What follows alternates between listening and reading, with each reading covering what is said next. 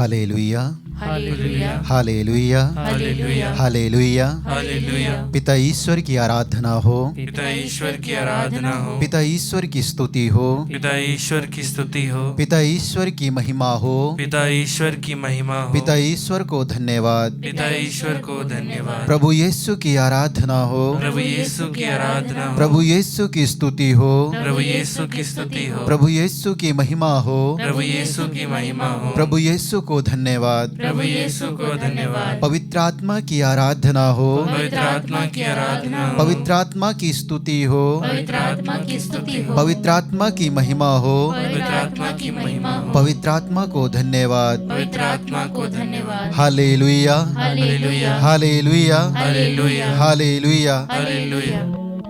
प्यारे भाई और बहनों, इस सुप्रभात में मैं प्रभु ईसा मसीह के नाम पर आप सभी का स्वागत करता हूं। साथ ही पवित्र बाइबल हमें बताता है, वचन में लिखा है, हम प्रभु के आवाज को चलें, हम उसके पावदान को दंडवत करें। हम अपने आप को तैयार करें, हमारे मन को, हमारी आत्मा को, ताकि हम प्रभु के आवाज को, प्रभु के घर को जाते समय उसके पावन सानिध्य को अनुभव करने के लिए, उसके उपस्थिति में रहकर उसकी स्तुति और आराधना करने के लिए अपने आप को तैयार कर सके। वह प्रभु पवित्रता में रहने वाला है, वह पवित्र प्रभु है, वह सर्वशक्तिमान है, सर्वव्यापी है और सदा हमारे साथ रहता है। जो आदि में था, अभी है और अनंत काल तक एक रूप रहने वाला प्रभु इस समय हमारे बीच में आने वाला है। जकरिया के ग्रंथ अध्याय 9 वचन संख्या 9 से हम पढ़ते हैं। वचन हमें बताता है, सियोन की पुत्री आनंद मना, यरूशलेम की पुत्री जयकार कर, देख तेरे राजा तेरे पास आ रहे हैं। वह न्यायी और विजय हैं, वह नम्र हैं, वह गधी के बच्चे पर सवार हैं। हमारा प्रभु इस समय इस वेदी के ऊपर स्वर्ग छोड़कर रोटी के रूप में आने वाला है। उसके स्वागत के लिए, उसके जयकार के लिए हम अपने आप को तैयार करें। पवित्र वचन में हमने पढ़ा है, सियोन की पुत्री आनंद मना। प्यारे भाई और बहनों, हम अपने आप को आनंद के साथ, उत्साह के साथ अपने आप को तैयार करें उसके जयकार के लिए, उसकी आराधना के लिए, उसकी महिमा के लिए, क्योंकि हमारा प्रभु आराधना के, स्तुति के सिंहासन पर निवास करता है। वह कहता है पवित्र बाइबल में कि मैं तुम लोगों को अनाथ छोड़कर नहीं जाऊंगा, मैं तुम्हारे पास आऊंगा। वह हमारे पास आने वाला है। वही प्रभु कहता है, देखो मैं तुम्हारे पास आकर तुम्हारे हृदय रूपी घर के दरवाजे को खटखटाता हूँ। वह इस समय हमारे बीच में आकर हमारे हृदय रूपी घर के दरवाजे को खटखटाने वाला है।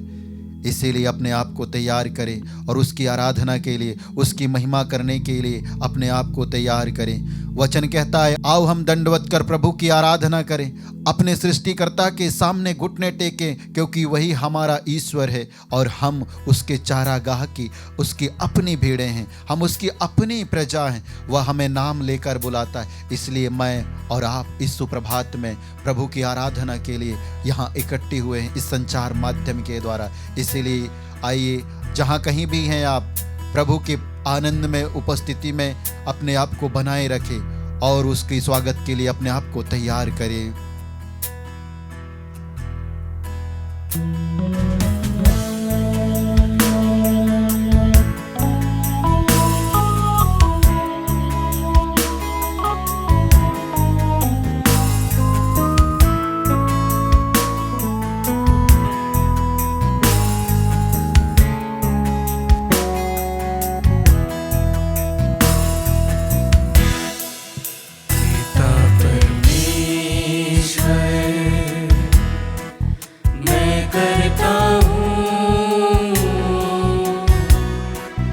तेरी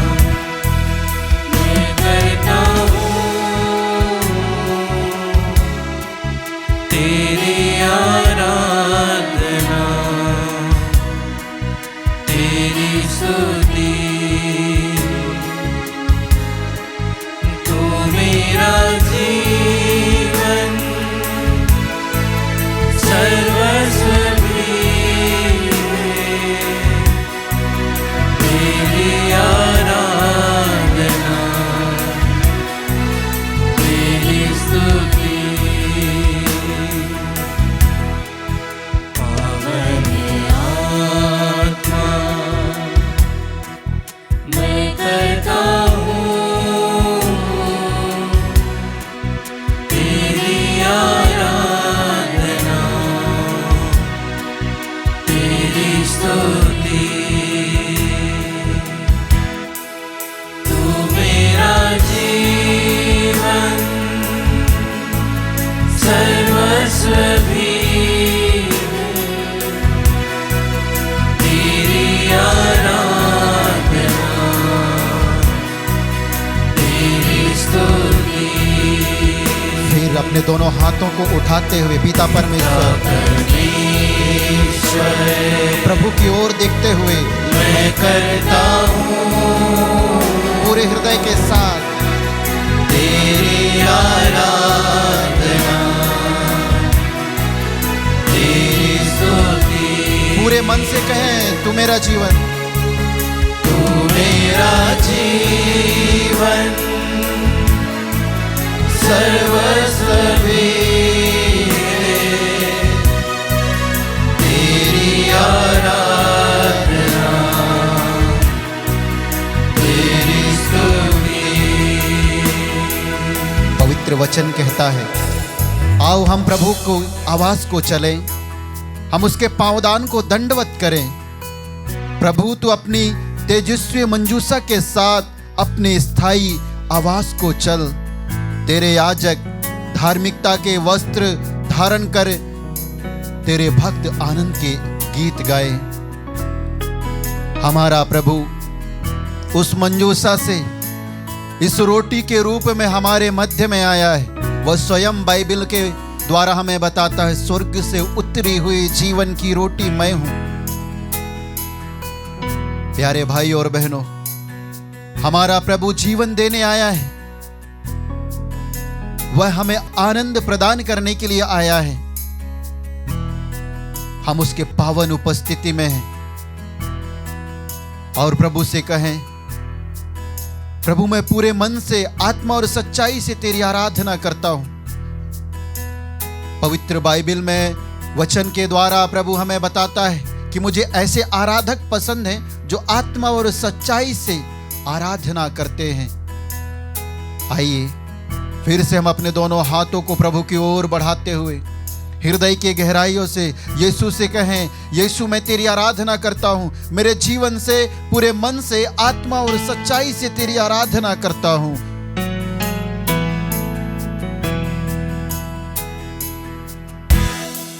यीशु मेरे नाम मैं करता हूँ तेरी आराधना, तेरी स्तुति। तू मेरा जीवन सर्वस्व भी है, तेरी आराधना, तेरी स्तुति। तू मेरा जीवन, तू मेरा जीवन सर्वस्व भी है, तेरी आराधना, तेरी स्तुति। प्रभु यीशु पवित्र वचन में कहता है, मैं पिता से प्रार्थना करूंगा और वह तुम्हें एक दूसरा सहायक प्रदान करेगा जो सदा तुम्हारे साथ रहेगा।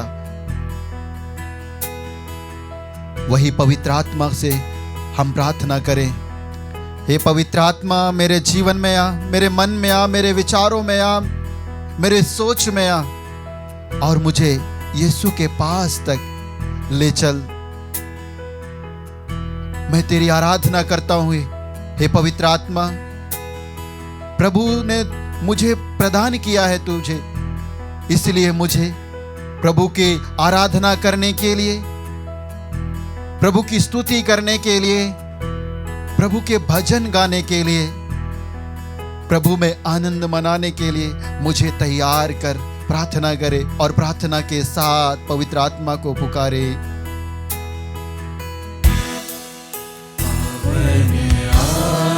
आत्मा मैं करता हूँ तेरी आराधना,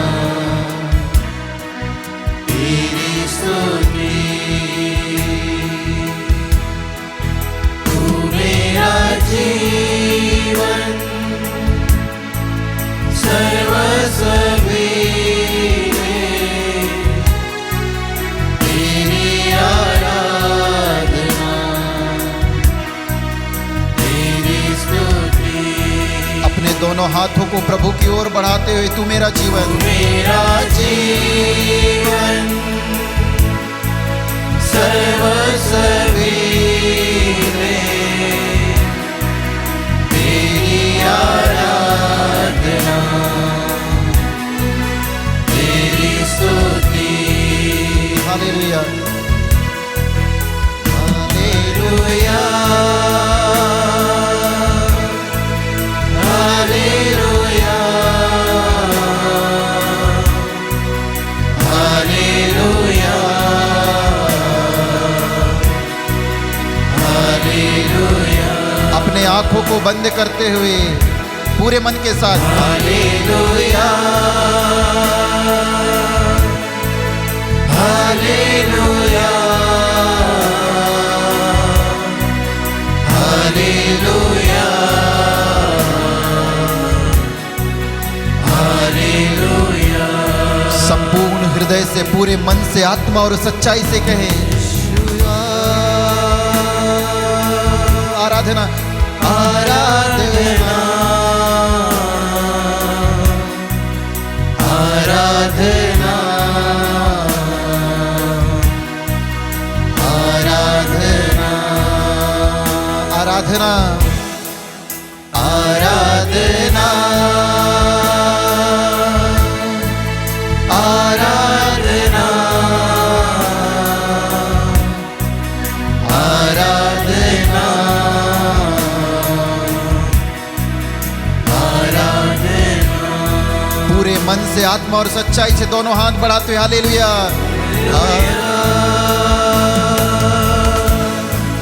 हालेलुया, हालेलुया, हालेलुया। स्तुति करेंगे, हालेलुया, हालेलुया, हालेलुया, हालेलुया, हालेलुया, हालेलुया। आराधना, आराधना, आराधना, आराधना, आराधना, आराधना, आराधना, आराधना, हालेलुया, हालेलुया, हालेलुया, हालेलुया, हालेलुया, हालेलुया, हालेलुया, हालेलुया, हालेलुया। यीशु, यीशु, यीशु, यीशु, यीशु। आराधना, आराधना, आराधना, आराधना, आराधना, आराधना, आराधना, आराधना, आराधना, हालेलुया, हालेलुया, हालेलुया। धीमी आवाज में गाए हालेलुया,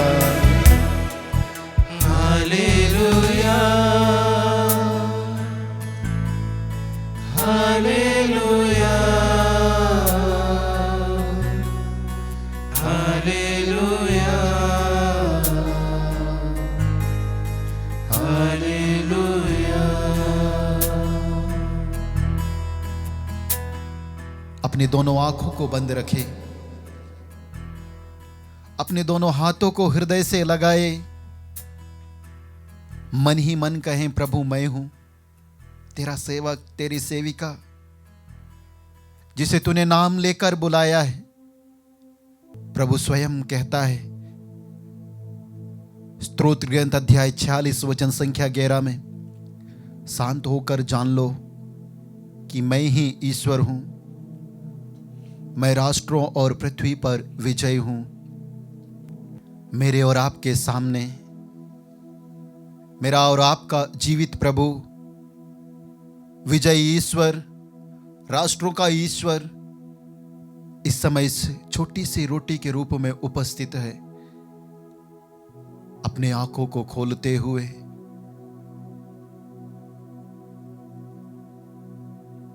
जीवंत ईश्वर के पुत्र ईसा मसीह नाजरी की ओर देखे, जिसकी निगाहें हम पर बनी हुई हैं, जो हमारी ओर देख रहा है, हमारे मन की बातों को जांच रहा है। हम क्या सोच रहे हैं, क्या विचार रहे हैं, क्या बोलने वाले हैं, क्या करने वाले हैं, एक एक सेकंड की गतिविधियों पर प्रभु की दृष्टि है।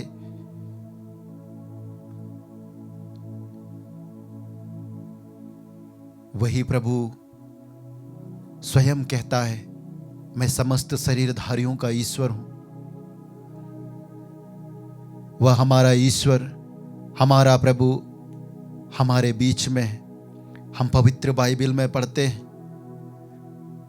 प्रभु ताबोर पर्वत पर अपनी महिमा के साथ उपस्थित था और प्रभु के सम्मुख मूसा और इलियास महिमा के साथ प्रकट हुए। तब पेतरुस कहता है, प्रभु हमारे यहां होना कितना अच्छा है।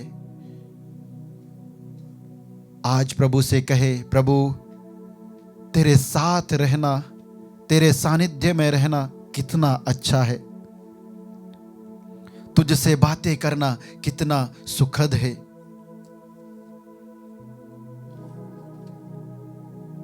प्रभु को अनुभव करें, प्रभु के पावन उपस्थिति को अनुभव करते हुए प्रार्थना करें।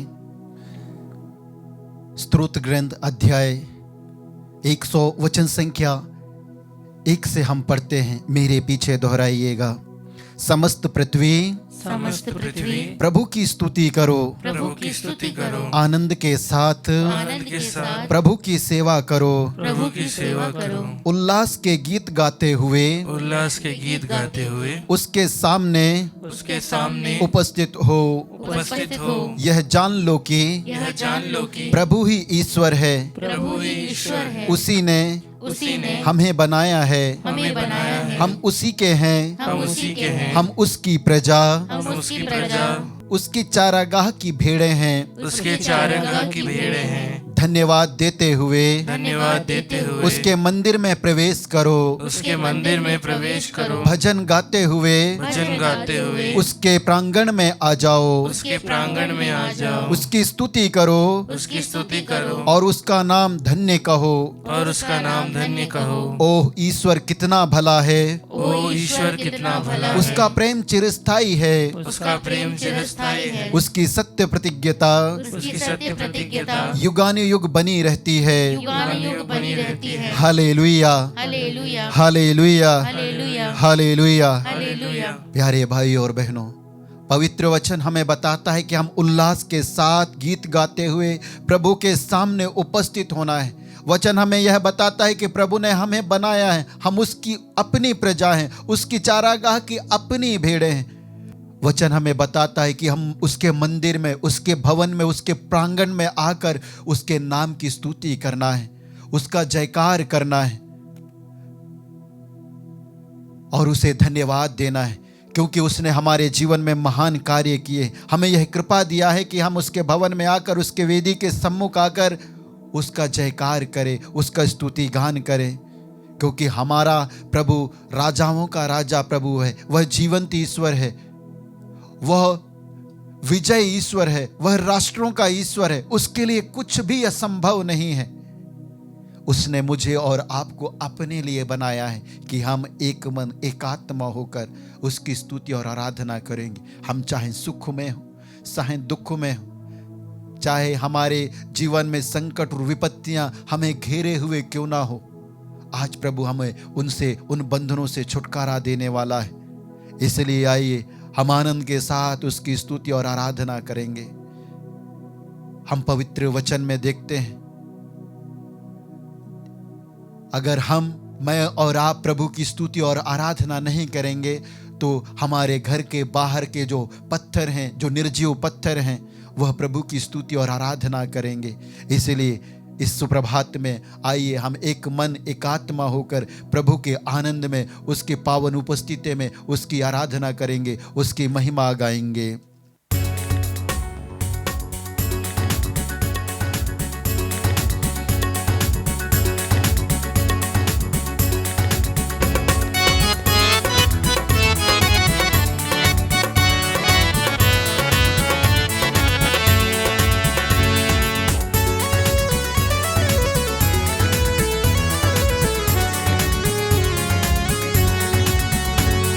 महिमा करो, बंधन टूट जाएंगे, मेरा यीशु मौजूद है यहाँ। उसकी महिमा करो, बंधन टूट जाएंगे, मेरा यीशु मौजूद है यहाँ। जितने बीमार हैं चंगे हो जाएंगे, मेरा यीशु मौजूद है यहाँ। जितने बीमार हैं चंगे हो जाएंगे, मेरा यीशु मौजूद है यहाँ, वो मौजूद है यहाँ, वो मौजूद है यहाँ, वो मौजूद है यहाँ, वो मौजूद है यहाँ, वो मौजूद है यहाँ, वो मौजूद है यहाँ, वो मौजूद है यहाँ, वो मौजूद है यहाँ। हाँ प्यारे भाई और बहनों, हमारा प्रभु, हमारा ईश्वर ईसा मसीह नाजरी हमारे बीच में मौजूद है, इस रोटी के रूप में मौजूद है। वह कहता है, स्वर्ग से उतरे हुए जीवन की रोटी मैं हूँ। संत योहन प्रकाशन के ग्रंथ अध्याय 5 वचन संख्या 11 से कहते हैं, मेरे सामने वह दृश्य चलता रहा और मैंने सिंहासन, प्राणियों और वायु वृद्धों के चारों ओर खड़े बहुत से स्वर्गदूतों की आवाज सुनी। उनकी संख्या लाखों और करोड़ों थी। वे उच्च स्वर से कह रहे थे, बलि चढ़ाया हुआ मेमना अर्थात वैभव, प्रज्ञा, शक्ति, सम्मान, महिमा तथा स्तुति का अधिकारी हमारे बीच में, स्तुति का अधिकारी, सारे आदर और महिमा का अधिकारी इस समय हमारे बीच में है। उस प्रभु की ओर दृष्टि लगाएं। होशिया नबी के ग्रंथ अध्याय 11 वचन संख्या 8 से वचन में हम पढ़ते हैं, इफ्राइम मैं तुम्हें कैसे त्याग दूं, इस्राएल मैं तुम्हें कैसे शत्रुओं के हाथों सौंप दूं, मैं तुम्हें अदमा के सामने कैसे राख में मिला दूं, मैं तुम्हें सबोईम के समान कैसे भस्म कर दूं। मेरा हृदय यह नहीं मानता है, मुझ में दया उमड़ आती है, मैं अपना क्रोध भड़कने नहीं दूंगा। मैं फिर इफ्राइम का विनाश नहीं करूंगा, क्योंकि मैं मनुष्य नहीं ईश्वर हूँ। मैं तुम्हारे बीच परम पावन प्रभु हूँ। हमारे बीच में परम पावन प्रभु जो चंगा करता है, जो छुटकारा देता है, जो हमारे जीवन के सारे बंधनों को तोड़ता है, वह हमारे मध्य में उपस्थित है। वही प्रभु ईसाया नबी के ग्रंथ अध्याय 45 वचन संख्या 2 से हम पढ़ते हैं, मैं तुम्हारे आगे आगे चलूंगा, मैं ऊबड़ खाबड़ स्थानों को समतल बनाऊंगा, मैं कांसे के फाटकों को टुकड़े टुकड़े करूंगा और लोहे की अर्गनाएं तोड़ डालूंगा।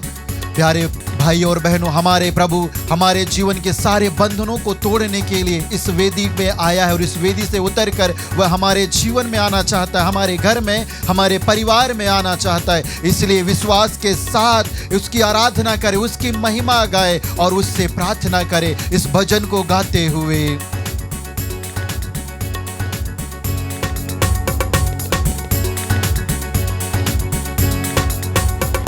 तू कमजोर हो, तेरी ताकत है वो तेरा हौसला, तेरी हिम्मत है वो, तेरी हिम्मत है वो। ना तू कमजोर हो, तेरी ताकत है वो तेरा हौसला, तेरी हिम्मत है वो, तेरी हिम्मत है वो। जितने कमजोर है नया बल पाएंगे, मेरा यीशु मौजूद है यहाँ। जितने कमजोर है नया बल पाएंगे, मेरा यीशु मौजूद है यहाँ। वो मौजूद है यहाँ, वो मौजूद है यहाँ, वो मौजूद है यहाँ, वो मौजूद है यहाँ, वो मौजूद है यहाँ, वो मौजूद है यहाँ, वो मौजूद है यहाँ, वो मौजूद है यहाँ। हाँ प्यारे भाई और बहनों, हमारा प्रभु हमारे बीच में मौजूद है। वह हमारी ओर दृष्टि लगाए देख रहा है। प्रभु स्वयं कहता है एजिकियल के ग्रंथ में, मैं उनके बीच निवास करूंगा, मैं उनका ईश्वर होऊंगा और वे मेरी प्रजा होंगे। जब मेरा मंदिर सदा के लिए उनके बीच में स्थापित होगा, तब सभी राष्ट्र यह जान जाएंगे कि मैं प्रभु हूँ, जो इस्राएल को पवित्र करता है। पवित्र करने वाला प्रभु, हमें बल देने वाला प्रभु, हमें छुटकारा देने वाला प्रभु इस समय हमारे बीच में है। हमारे निराशा के समय नई आशा का द्वार खोलने वाला प्रभु इस समय हमारे बीच में है। हमारे दुखों को अपने ऊपर लेने वाला प्रभु हमारे बीच में, हमारी दुर्बलताओं को अपने शरीर में लेने वाला प्रभु इस समय हमारे बीच में, हमारे रोगों को स्पर्श करते हुए चंगा करने वाला प्रभु हमारे बीच में है। वह हमारी ओर देख रहा है कि कब हम प्रभु को हमारे जीवन में अनुमति देंगे और वह हमारे जीवन में महान चिन्ह तथा चमत्कार प्रकट करेगा। इसलिए आइए प्यारे भाई और बहनों, अपने दोनों हाथों को प्रभु की ओर बढ़ाएं। प्रभु की ओर बढ़ाते हुए सब कुछ समर्पण करें, हमारे मन, हमारी आत्मा, हमारे शरीर, हमारी दुर्बलताओं को, हमारे परिवारों को, हमारे बाल बच्चों को, हमारे पति पत्नियों को, हमारी खेती बाड़ी को,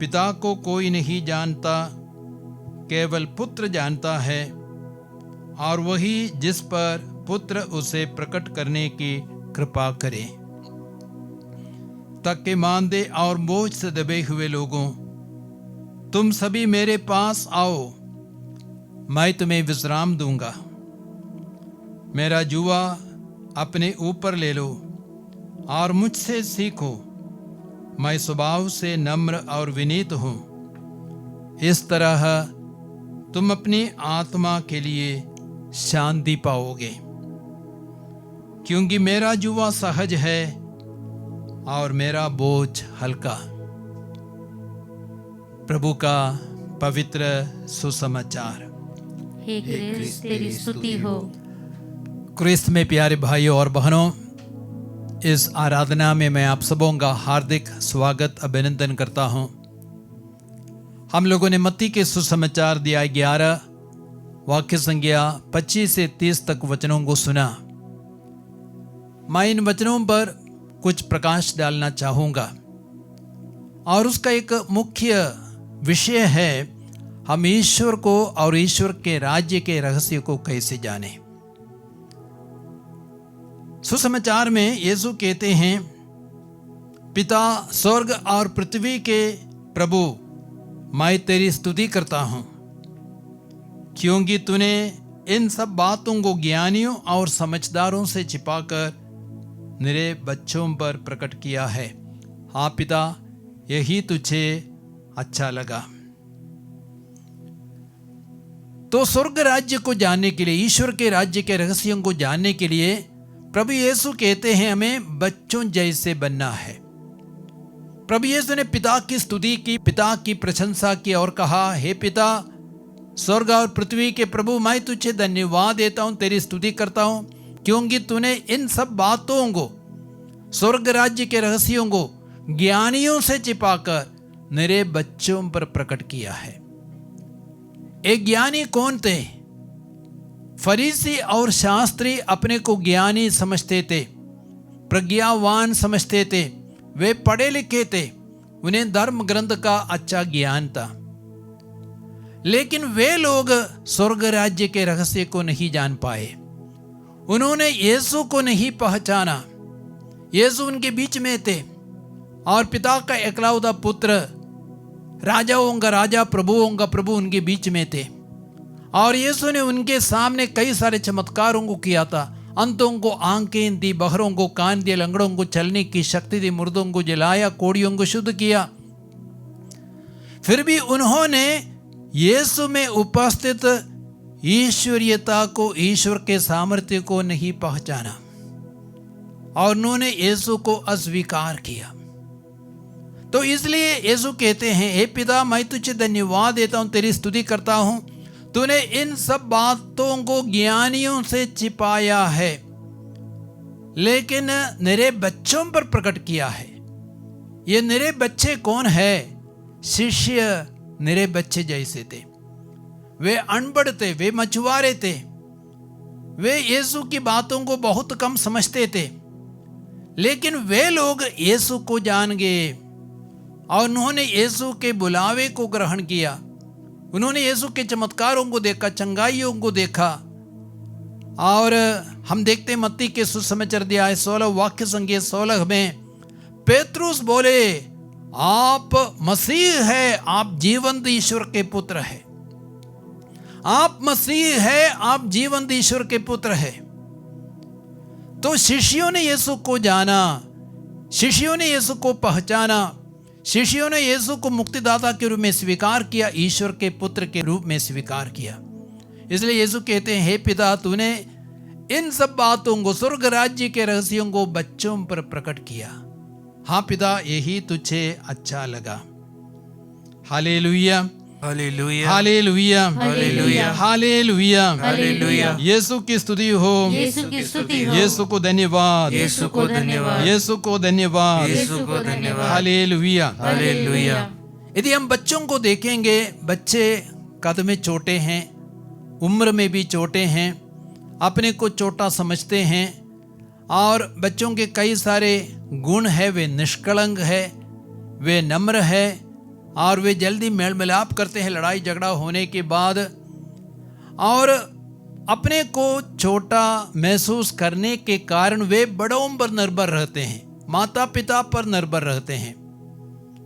तो इसलिए जो बच्चे जैसे लोग हैं वे ईश्वर पर निर्भर रहते, ईश्वर के सामर्थ्य, ईश्वर की शक्ति, ईश्वर के ज्ञान, ईश्वर की प्रज्ञा पर वे निर्भर रहते हैं। और वे मानते हैं प्रभु ही उनका चरवाहा है। जैसे स्तोत्र ग्रंथ 23 में लिखा गया है, प्रभु मेरा चरवाहा है, मुझे किसी बात की कमी नहीं। वो मुझे हरे मैदानों में ले जाता है, शीतल जल स्रोत के पास ले चलता है। चाहे मुझे अंधेरी घाटी से होकर जाना पड़े, फिर भी मुझे किसी अनिष्ट की शंका नहीं, क्योंकि हे प्रभु तू मेरे साथ रहता है। तो जो बच्चे जैसे बन जाते, प्रभु उनका चरवाहा बनते हैं, उनका मार्गदर्शन करते, उन्हें खिलाते, उन्हें पिलाते हैं और उनकी सारी जरूरतों को पूरा करते हैं। यदि हम संत फौस्तीना के जीवन पर मनन करेंगे, संत फौस्तीना बहुत बड़ी संत आज मानी जाती है और एक गरीब, एक निर्धन परिवार में उसका जन्म हुआ था और तीसरे क्लास तक उसने पढ़ाई लिखाई की थी। इसलिए वो पढ़ी लिखी वास्तव में नहीं थी, वह अनपढ़ थी। लेकिन यीशु ने उस पर अनगिनत आशीषों की वर्षा की और वह एक धर्म बहन बनना चाहती थी, लेकिन कोई भी कॉन्वेंट अपना दरवाजा उसके लिए नहीं खोलता था और कई कॉन्वेंट के दरवाजे पर, फाटक पर उसने खटखटाया। अंत में उसको Sisters of Our Lady of Mercy Convent में प्रवेश मिला। उस धर्म समाज की धर्म बहनों ने उसका स्वागत किया और जब वो सिस्टर बनी, अनपढ़ होने के कारण वो रसोई घर में काम करती थी, किचन में काम करती थी, भोजन पकाती थी, बगान में काम करती थी, घास निकालती थी, ऐसे छोटे मोटे कामों को वह करती थी। लेकिन वह आज्ञाकारी थी और अधिकारियों के आदेशों को वह अक्षरार्थ मानती थी।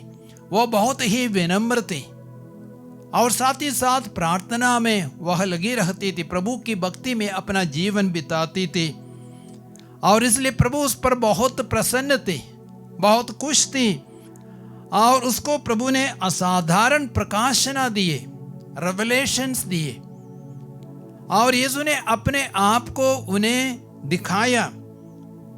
और जब वह अपने कॉन्वेंट में थी, कमरे में थी, 22 फरवरी 1931 को यीशु ने उसको दर्शन दिया, अर्थात दया सागर प्रभु का दर्शन। आप देखेंगे दीवार पर दया सागर के पिक्चर को आप देखते हैं, चित्र को देखते हैं, दया सागर प्रभु का दर्शन फौस्तीना को मिला और पहली बार यीशु ने किसी को ऐसा दर्शन दिया था दया सागर के रूप में। और यीशु का एक हाथ उठाया गया है और वह हाथ आशीर्वाद दे रहा है। वह उजला वस्त्र पहन करके खड़े थे और यीशु का दूसरा हाथ, बायां हाथ उसके सीने पर लगाता और उसके चिदे हुए हृदय से रक्त और जल, अर्थात रक्त और जल जैसे किरणें बह रही थी। और वो जल क्या है? बपतिस्मा का प्रतीक है। और जब हम बपतिस्मा संस्कार को ग्रहण करते हैं, हम धर्मी बनते हैं और हमारे पाप धोए जाते हैं, हम शुद्ध किए जाते हैं। और वो रक्त क्या है? वो यूकरिस्ट का प्रतीक है। रक्त हमें जीवन देता है। यदि किसी इंसान के शरीर में रक्त नहीं है तो वो मर जाएगा। तो एक अद्भुत प्रकाशना फौस्तीना को मिली, अर्थात यीशु ने उसको अपना दर्शन दिया दया सागर प्रभु के रूप में। Praise the lord, praise the lord, हालेलुया, हालेलुया, हालेलुया, हालेलुया। यीशु की स्तुति हो, यीशु की स्तुति हो, यीशु को धन्यवाद। यीशु को धन्यवाद। और वो दर्शन पुनर्जीवित प्रभु का दर्शन था, क्योंकि यीशु के हाथों में, यीशु के पैरों में कीलों के निशान थे। और पुनर्जीवित यीशु ने अपना दर्शन फौस्तीना को दिया और यीशु के चिदे हुए हृदय से रक्त और जल की किरणें बह रही थी। हालेलुया, हालेलुया, हालेलुया। हालेलुया। योहन के सुसमाचार अध्याय 19 वाक्य संख्या 34 में हम पढ़ते हैं, जब एक सैनिक ने यीशु के बगल में भाला मारा, उसके चिदे हुए हृदय से रक्त और जल बह निकले। तो फौस्तीना को यीशु का बहुत ही सुंदर भव्य दर्शन मिला और Divine Mercy picture, Divine Mercy चित्र को बनाने का प्रभु ने उसको आदेश दिया और उस चित्र के नीचे यह लिखना था, यीशु का सिग्नेचर हस्ताक्षर क्या था? यीशु मैं आप पर भरोसा रखता हूँ, यीशु मैं आप पर भरोसा रखता हूँ। इसलिए हर डिवाइन मेसी चित्र में हम देखते हैं उन वचनों को, उस प्रार्थना को हम देख पाते हैं, यीशु मैं आप पर भरोसा रखता हूँ। Jesus I trust in you.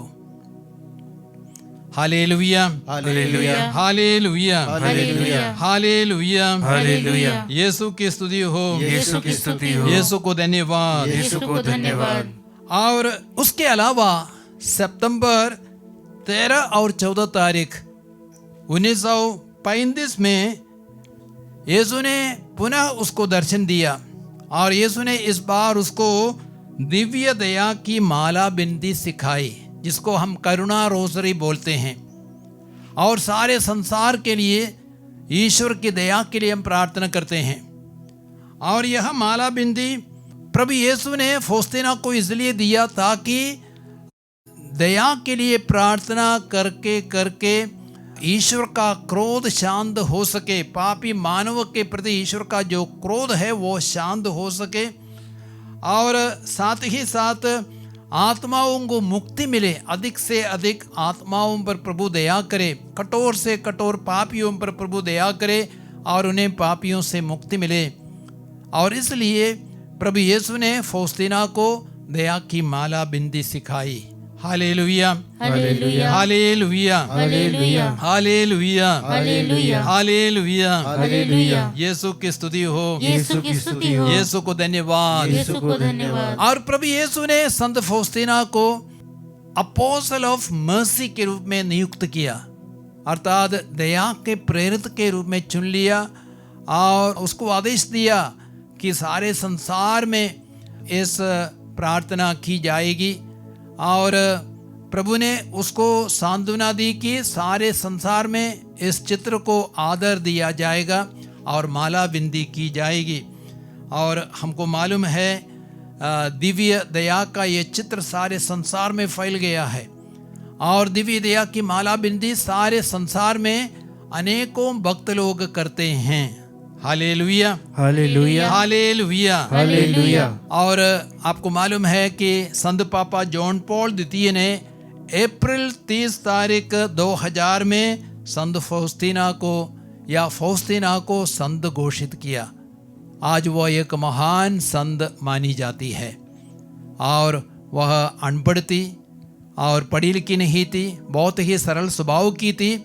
ऐसे ही लोगों को यीशु चुनते हैं, स्वर्ग राज्य के रहस्यों को और अपने रहस्यों को प्रकट करते हैं। तो हमें यदि यीशु को जानना है, ईश्वर को जानना है, ईश्वर के राज्य के रहस्यों को जानना है, हमें बच्चों जैसे बनना है, सरल बनना है, सादा जीवन जीना है, नम्र बनना है, तभी हम ईश्वर के राज्य के रहस्यों को जान पाएंगे, समझ सकेंगे। हालेलुया, हालेलुया, हालेलुया, हालेलुया, हालेलुया, हालेलुया। यीशु की स्तुति हो, यीशु की स्तुति हो, यीशु को धन्यवाद। यीशु को धन्यवाद। हालेलुया, हालेलुया, हालेलुया। हालेलुया। और भी कई सारे संत थे जो बहुत ही नम्र स्वभाव के थे, जैसे कि बालक यीशु की संत तेरेसा अपने को बच्ची मानती थी और वो दूसरों के सामने आना भी नहीं चाहती थी और वो कॉन्वेंट से कभी बाहर नहीं निकली और कॉन्वेंट में रह करके संसार भर के लिए, पुरोहितों के लिए, मिशनरियों के लिए प्रार्थना करती थी और वह पेट्रनस ऑफ द मिशंस बन गई, अर्थात मिशनरियों का संरक्षक संत वह बन गई। और उसी प्रकार हम देखते हैं संत फ्रांसिस ऑफ असीसी, बहुत धनी परिवार में उसका जन्म हुआ था, लेकिन जब उसने यीशु को जाना उसने सब कुछ छोड़ दिया, धन दौलत सब कुछ छोड़ दिया वो निर्धन बना, बहुत ही गरीब जैसा वह बना, उसने गरीबी को गले लगाया और उसको भी ईश्वर का रहस्य प्रकट किया गया। हालेलुया, हालेलुया, हालेलुया, हालेलुया।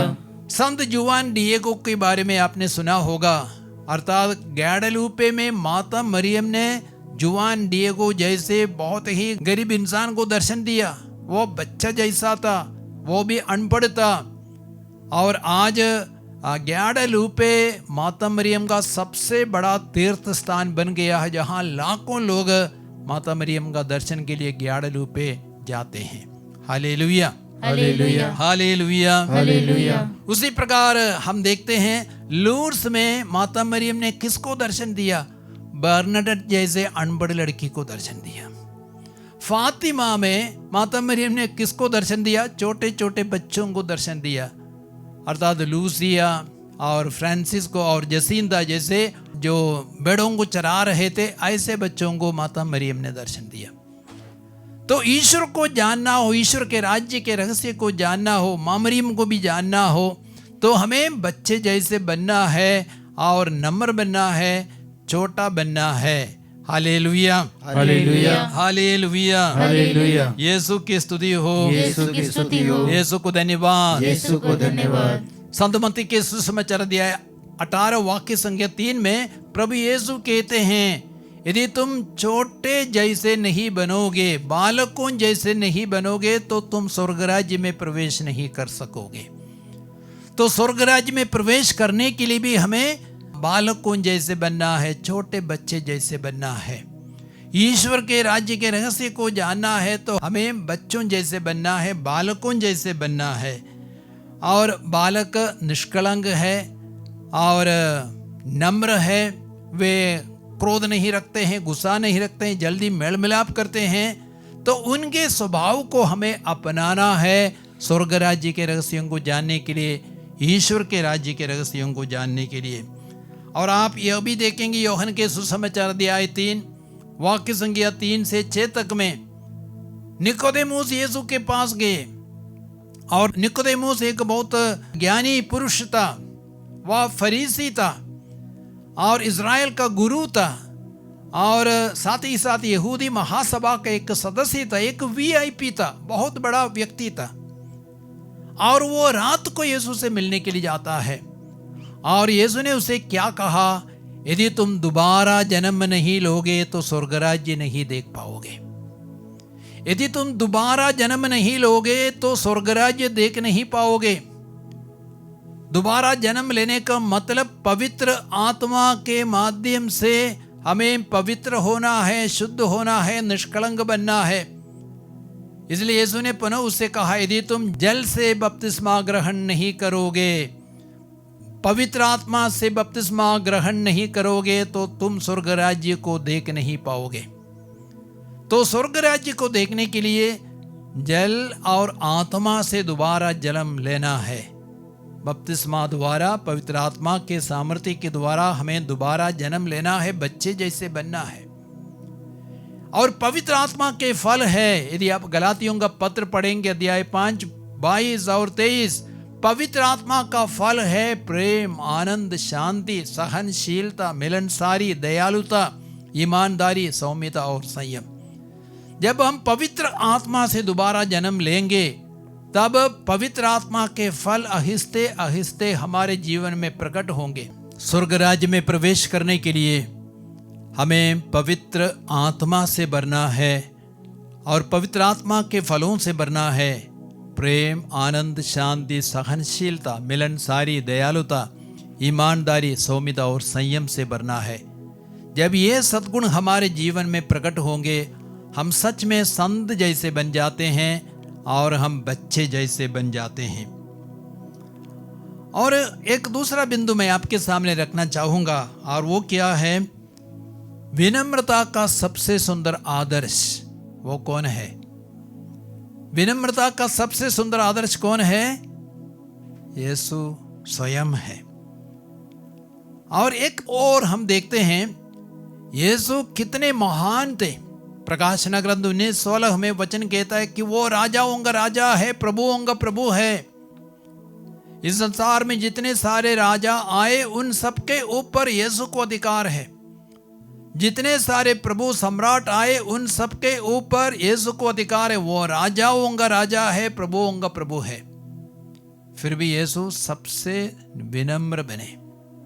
इसलिए यीशु ने कहा है, मुझसे सीखो क्योंकि मैं स्वभाव से नम्र और विनीत हूं, इस तरह तुम अपनी आत्मा के लिए शांति पाओगे। Praise the Lord, Praise the Lord. Hallelujah, Hallelujah. Hallelujah, Hallelujah. Hallelujah, Hallelujah. Hallelujah. Hallelujah. जकरियस के ग्रंथ अध्याय 9 वाक्य संख्या 9 से 10 तक में हम पढ़ते हैं, सियोन की पुत्री आनंद मना, देख तेरा राजा तेरे पास आ रहा है, वह न्यायी और विजयी है, वह विनम्र है, वह गदहे पर बछड़े पर गदही के बच्चे पर सवार है। तो राजाओं का राजा, प्रभुओं का प्रभु, वो कैसे आ रहा है, यरूशलेम में कैसे प्रवेश करता है? एक गदहे के ऊपर सवार होकर यरूशलेम में प्रवेश करता है। और बाइबल में देखा जाए, एक गदहा विनम्रता का प्रतीक है, शांति का प्रतीक है, साथ ही साथ सेवा का प्रतीक है। राजा लोग अक्सर घोड़ों पर, रथों में सवार होते थे, लेकिन यीशु राजाओं का राजा एक गदहे के ऊपर सवार होकर यरूशलेम में प्रवेश करता है और शांति स्थापित करने के लिए, सेवा करने के लिए और साथ ही साथ सबको नम्रता का पाठ सिखाने के लिए यीशु एक गदहे के ऊपर सवार होकर के यरूशलेम में प्रवेश करता है। Praise the Lord, Praise the Lord. Hallelujah, Hallelujah. Hallelujah, Hallelujah. यीशु की स्तुति हो, यीशु की स्तुति हो। यीशु को धन्यवाद। यीशु को धन्यवाद। और हम देखेंगे गणना ग्रंथ अध्याय 12 वाक्य संख्या 3 में, गणना ग्रंथ अध्याय 12 वाक्य संख्या 3 में, वहां मूसा के बारे में लिखा गया है कि मूसा अत्यंत विनम्रता, वह पृथ्वी के सब मनुष्यों में सबसे अधिक विनम्रता। लेकिन हम मूसा के बारे में यह भी जानते हैं कि मूसा पुराने नियम का सबसे बड़ा नबी है, सबसे महान नबी। उसने क्या किया चमत्कार नहीं किए मिस्र देश में, और साथ ही साथ उसने लाल सागर को विभाजित किया और इस्राएलियों को पार होने दिया। उसने चट्टान से पानी निकाला, आकाश से मन्ना बरसाया। इतने बड़े बड़े चमत्कार किए और उन चमत्कारों को अन्य नबियों ने नहीं किया। और ऐसे मूसा के बारे में बाइबल कहती है, वह अत्यंत विनम्रता और पृथ्वी भर के सब मनुष्यों में सबसे विनम्रता। हालेलुया, हालेलुया। हालेलुया, हालेलुया। यीशु की स्तुति हो, यीशु की स्तुति हो। यीशु को धन्यवाद। यीशु को धन्यवाद। हालेलुया, हालेलुया। हालेलुया, हालेलुया। हालेलुया, हालेलुया। हालेलुया। हालेलुया। लेकिन हम मनुष्यों में कितना घमंड है, कितना अहंकार है, छोटा सा ज्ञान है या कुछ प्रज्ञा है या हमारा दिमाग बहुत तेज है, हम घमंड करते हैं। यदि हमारा शरीर बहुत सुंदर है या हम बलवान है तो हम घमंड करते हैं। हम धनी है, धन संपत्ति है तो हम घमंड करते हैं। लेकिन यिर्मयाह के ग्रंथ अध्याय 9 में वाक्य संख्या 22 और 23 में वचन क्या कहता है? प्रभु ये कहता है, प्रज्ञ अपनी प्रज्ञा पर गर्व नहीं करे, बलवान अपने बल पर दंभ नहीं करे और धनवान अपनी संपत्ति पर घमंड नहीं करे। यदि कोई गर्व करना चाहे तो वह इस बात पर गर्व करे कि वह मुझे जानता है और यह समझता है कि मैं वह प्रभु हूँ जो पृथ्वी पर दया, न्याय और धार्मिकता बनाए रखता है, क्योंकि मुझे ये बातें प्रिय है। हालेलुया, हालेलुया। हालेलुया, हालेलुया। हालेलुया। हालेलुया। तो प्रज्ञावान अपनी प्रज्ञा पर घमंड ना करे। फरीसी शास्त्री अपनी प्रज्ञा पर, अपने ज्ञान पर, पढ़ाई लिखाई पर घमंड करते थे, लेकिन उन्होंने ईश्वर के राज्य के रहस्य को नहीं जाना। उन्होंने ईसा मसीह को नहीं जाना, ईसा में ईश्वर को नहीं देखा, नहीं पहचाना। और हम देखते हैं वचन कहता है बलवान अपने बल पर दंभ नहीं करे। यदि आप सामुएल का पहला ग्रंथ पढ़ेंगे अध्याय 17, वहां हम गोलियात के बारे में पढ़ते हैं। और गोलियात बहुत बड़ा राक्षस था, करीब 10 फुट ऊंचा था, बड़े कद का था, और उसके हाथ में तलवार थी, भाला था और कवच पहना था, और कोई भी उसका सामना करने के लिए तैयार नहीं था। इस्राएलियों में कोई भी उसे युद्ध करने के लिए तैयार नहीं था। वो डींग मार रहा था, लेकिन कौन उसका सामना करने के लिए गया? दाऊद जैसे किशोर लड़का। और दाऊद ने एक डेलवास और एक पत्थर से गोलियत जैसे राक्षस को मार गिराया। तो इसलिए वचन कहता है बलवान अपने बल पर दंभ ना करे, उसका विनाश हो जाएगा। आगे वचन कहता है धनवान अपनी संपत्ति पर घमंड ना करे। यदि आप दानियल का ग्रंथ अध्याय 4 पढ़ेंगे, वहां पे हम लोग बाबुल के राजा के बारे में पढ़ते हैं। नेबुकदनेस्सर वो अपने महल की छत पर टहल रहा था। उसने चारों ओर दृष्टि दौड़ाई, उसने विशाल बाबुल साम्राज्य को देखा, और नेबुकदनेस्सर ने घमंड किया, कितना विशाल है मेरा साम्राज्य, मैंने अपनी शक्ति से, अपने सामर्थ्य से इस साम्राज्य की स्थापना की है। और उसी क्षण ऊपर से आवाज आई, तुम्हारा राज्य तुमसे छीन लिया गया है और तुम मानव समुदाय से बहिष्कृत किए जाओगे। तुम जानवरों की तरह, बैल की तरह जंगल में घास खाओगे। और बाबुल के राजा नेबुकदनेस्सर के साथ यही हुआ, बाइबल हमें कहती है। तो इसलिए वचन कहता है धनवान अपनी संपत्ति पर घमंड ना करे। हमें यह समझना है हमारा जो ज्ञान है, प्रज्ञा है, हमारा बल है, ताकत है, शक्ति है, हमारा धन है, दौलत, ये सब ईश्वर की देन है। यदि हम अहंकार करेंगे, पल भर में ईश्वर इन सारी वस्तुओं को हमसे छीन सकता है। तो इसलिए आगे वचन कहता है यदि कोई गर्व करना चाहे तो वह इस बात पर गर्व करे कि वह मुझे जानता है और यह समझता है कि मैं वह प्रभु हूं जो पृथ्वी पर दया, न्याय और धार्मिकता बनाए रखता है। हालेलुया, हालेलुया, हालेलुया, हालेलुया, हालेलुया। हालेलुया। यीशु की स्तुति हो, यीशु की स्तुति हो, यीशु को धन्यवाद, यीशु को धन्यवाद। हालेलुया। हालेलुया। तो मैंने आपसे कहा है नम्रता का सबसे सुंदर आदर्श यीशु ही प्रस्तुत करते हैं। इसलिए यीशु ने कहा मुझसे सीखो क्योंकि मैं स्वभाव से नम्र और विनीत हूं, इस तरह तुम अपनी आत्मा के लिए शांति पाओगे। और यीशु की नम्रता के बारे में यूहन्ना का सुसमाचार 13 भी हमें कुछ बताता है। अंतिम बोझ के अवसर पर यीशु ने क्या किया? यीशु ने अपने शिष्यों के पैर धोए, और पैर धोना सिर्फ दासों का काम था, नौकरों का काम था, लेकिन यीशु ने अपने को नौकर बनाया, अपने शिष्यों का नौकर बनाया। और उसके बाद यीशु ने कहा तुम मुझे गुरु और प्रभु कहते हो, मैं वही हूं। और यदि तुम्हारे गुरु और स्वामी होकर तुम्हारे पैर धोए तो तुम्हें भी एक दूसरे का पैर धोना है, एक दूसरे की नम्र सेवा करनी है, अपने को नम्र बनाना है। हालेलुया, हालेलुया, हालेलुया, हालेलुया, हालेलुया, हालेलुया। यीशु की स्तुति हो, यीशु की स्तुति हो, यीशु को धन्यवाद, यीशु को धन्यवाद। हालेलुया, हालेलुया, हालेलुया। हालेलुया। फिलिपियों के पत्र अध्याय 2 वाक्य संख्या 5 से 11 तक में यीशु की सबसे बड़ी नम्रता को वहां पे हम दे सकते हैं। वहां पे संत पौलुस कहते हैं यीशु ईश्वर का पुत्र था, लेकिन उसने अपने को दीन दास जैसे बनाया, अपने को इतना छोटा बनाया, क्रूस मरण तक वो आज्ञाकारी बना। इसलिए ईश्वर ने उन्हें वह नाम प्रदान किया जो सब नामों में श्रेष्ठ है। और ईसा मसीह का नाम सुनकर आकाश, पृथ्वी, अधोलोक के सब निवासी घुटने टेकेंगे और स्वीकार करेंगे कि ईसा ही प्रभु है।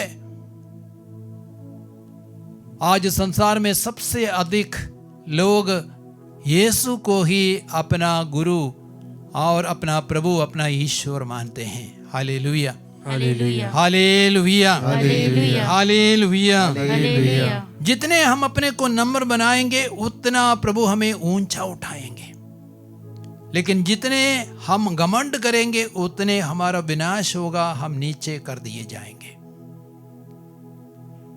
Praise the lord, praise the lord, हालेलुया, हालेलुया, हालेलुया। हालेलुया। इसलिए यीशु कहते हैं, जो अपने को छोटा बनाता है वो बड़ा बनाया जाएगा, लेकिन जो अपने को बड़ा बनाता है वो छोटा बनाया जाएगा।